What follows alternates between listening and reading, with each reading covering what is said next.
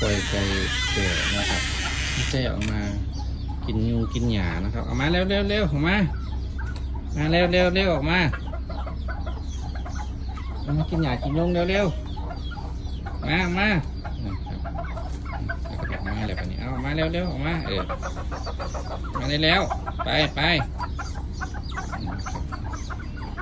ผุดหากินหญ้ากินยุงแบบนี้ถ้าพี่น้องให้อาหารให้เขาไก่แจ่เนาะครับบางคนจังไดปัญหาก็คือใครแหละบ่หมอบใครแหละหมอบบ่ได้ไหมพี่น้องบ่ให้จักเที่ยก็งงคือกันล่ะมีแม่หนึ่งนะครับบอกบ่ได้เลยไก่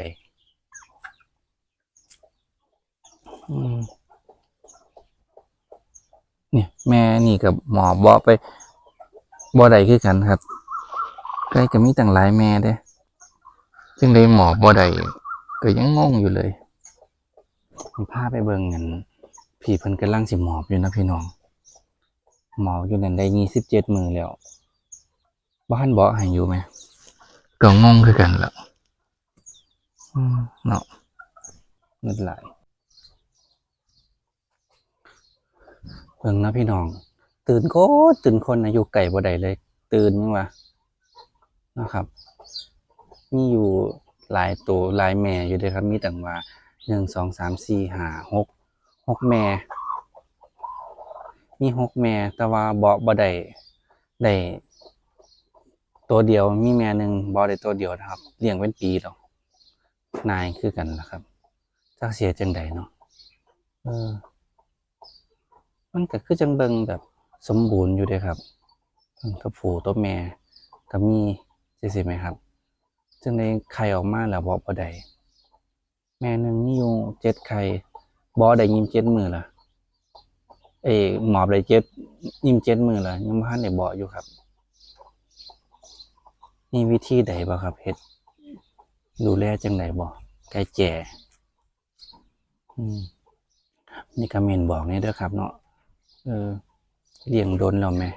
บ่แพ้ให้เลยก็งงคือกันล่ะเพิ่นเป็นแนวแบบว่าตื่นค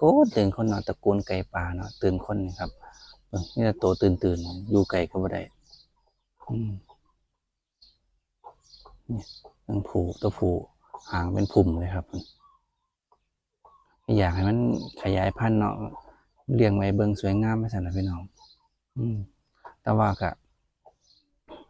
บ่ให้เลยใครจักว่าจักหลุดน่ะเด้อครับผมเลี้ยงมานี่คือ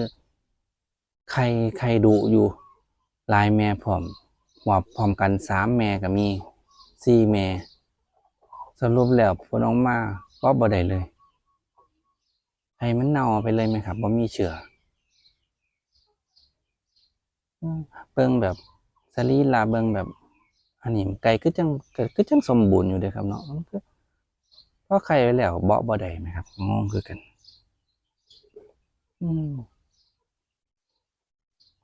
ก็ได้จากเขาเจ้ามาแล้วเขาเจ้าเลี้ยงแพะว่าซั่นเดี๋ยวผมไปเอาน้ำหมูมาเนาะ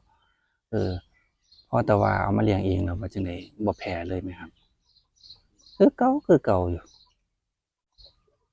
ได้ตัวเดียวขอรอเบิ่งแม่ที่เพิ่นบ่ได้ตัวเดียวนั่นเพิ่นสิบ่ได้อีกบ่ครับนี่7 มื้อยิ่ง7 มื้อผ่านไปแล้วคือสิบ่คือดอกเบิ่งทรงแล้วเนาะมีวิธีแบบแนะนำบ่ครับเฮ็ดจังไดดูแลจังไดจังสิเพิ่นจังสิบ่ให้แหมก็ปล่อยออกมากินหญ้ากินยุงอยู่เด้ครับเพราะว่าคันเอาออกปล่อยแบบตามทำเลแบบนอกๆเลยก็บ่ได้เนาะเพราะหมาหลายแมวหลายก็คุบไหมครับก็เลยก็นี่แหละก็คือเป็นบริเวณกว้างอยู่เด้ครับขอบเพิ่นแล้วพอนี่แล้วก็ไล่เขาไปนอนสิไหมครับก็ปล่อยกินหญ้ากินยุงไปตามธรรมชาติอยู่เด้เนาะผมก็บ่จักสิจังไดแล้วบัดนี้เลี้ยงบ่แพ้เดี๋ยวสิพาไปเบิ่งแม่หนึ่งหมอบอยู่ครับพอแต่เปิดออกมาแล้วก็ออกมานำหมู่แล้วก็บ่เข้าไปหมอบแหมก็เลยได้ปิดไว้ให้หมอบขึ้นไปหมอบแล้วเห็นบ่เพิ่นตัวน้อยๆอยู่ทางหลังกล่องพุ่นครับ อืมเนาะยังมีเบิ่งแย่งไปสั่นละพี่น้องเนาะเพิ่นหาอยู่หากินตามภาษาไก่เอ๋ยนั่นล่ะ กินหญ้ากินยุงไปเนาะพ่อให้เพิ่นแข็งแรงอืมก็อยากเลี้ยงให้ได้แพร่ดีๆอยู่เด้อพี่น้องแต่ว่าจังไดบ่ยอมแพ้ให้แหมครับบางคนกำลังแม่ขาวหน่อยนี่ก็ได้มาก็จากเป็นน้อยๆอยู่ครับกำลังน่าสิไข่แต่ผมบ่จักอันไข่หนึงเนาะไข่หนึงเพิ่นหั่งหนึงเพิ่นไข่แม่นได้2ไข่แล้วจักแม่ใดไข่แม่ใดไข่ก็บ่ให้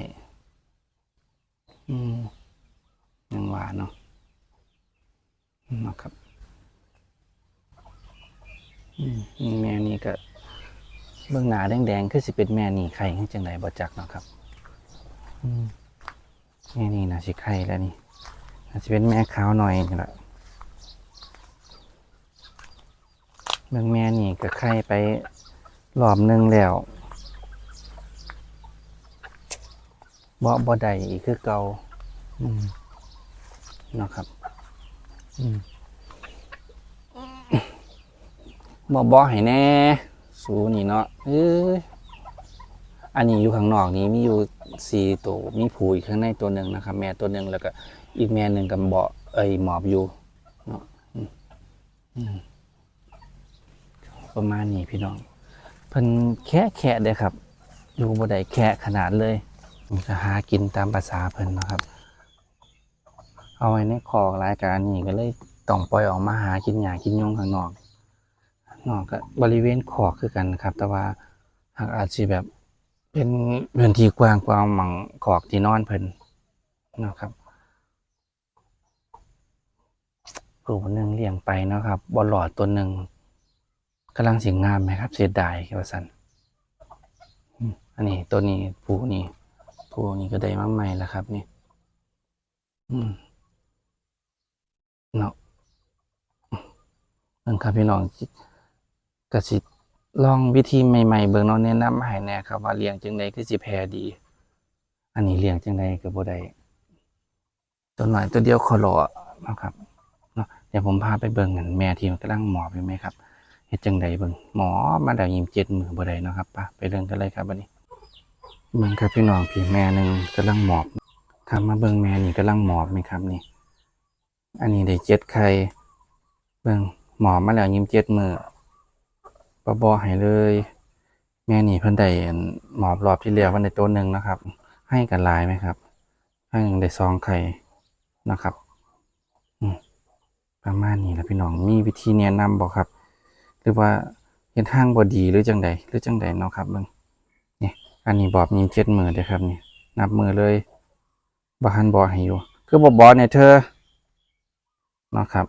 จังไดมีวิธีดีๆก็แนะนำนี่เด้อว่าปัญหาก็คือกกไข่นี่ครับแต่ว่าบ่ให้เนาะครับเฮ็ดจังใดก็ฝากคอมเมนต์ฝากติดตามกดไลค์กดแชร์ให้เด้อครับขอบคุณครับสวัสดีครับ